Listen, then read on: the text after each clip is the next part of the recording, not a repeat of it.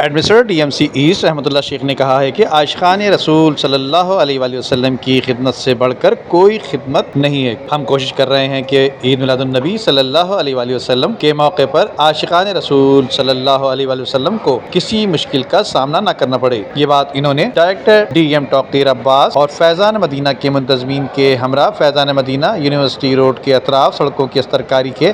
کاموں کے معائنے کے دوران کہی۔ ان کا کہنا تھا کہ فیضان مدینہ سمیت مساجد، محافل اور جلوس کی گزرگاہوں کو بلدیاتی سہولیات سے آراستہ کر رہے ہیں، جہاں روزانہ ہی کاموں کے ذریعے بہتری لائی جا رہی ہے۔ فیضان مدینہ یونیورسٹی روڈ پر ہزاروں عاشقان رسول صلی اللہ علیہ وآلہ وسلم کی آمد ہوا کرتی ہے، لہٰذا کوشش کی جا رہی ہے کہ بلدیاتی سہولیات فراہم کر کے انہیں ہر پریشانی سے بچایا جائے۔ اس موقع پر فیضان مدینہ کے منتظمین نے administrator D M C asset Rahmat Ullah شیخ، میونسپل کمشنر فہیم خان سمیت مختلف شعبجات کے افسران و عملے کی کارکردگی کو زبردست الفاظ میں سراہا اور اس بات کا اقرار کیا کہ جو بھی مسائل پیش کیے گئے ان کے حل کو یقینی بنانے کے لیے ڈی ایم سی ایسٹ نے اپنا بھرپور کردار ادا کیا۔ جبکہ دوسری جانب administrator D M C asset Rahmat Ullah Sheikh کی ہدایت پر director advertisement Hammad N D Khan نے senior executive engineer Imtiaz Bhutto, director D M Tauqeer Abbas کے ہمراہ سیلاب متاثرین کے لیے ڈی ایم سی ایسٹ کے مرکزی دفتر میں موجود امدادی سامان کا معائنہ کیا۔ انہوں نے اس موقع پر کھانے پینے کی اشیاء کو بغور چیک کیا اور ان کی پیکنگ کے حوالے سے احکامات صادر کیے۔ اس موقع پر انہوں نے کہا کہ امدادی سامان کے معائنے کا مقصد سامان کی صورتحال کا جائزہ لینا ہے، خاص طور پر کھانے پینے کی چیزوں کو چیک کیا گیا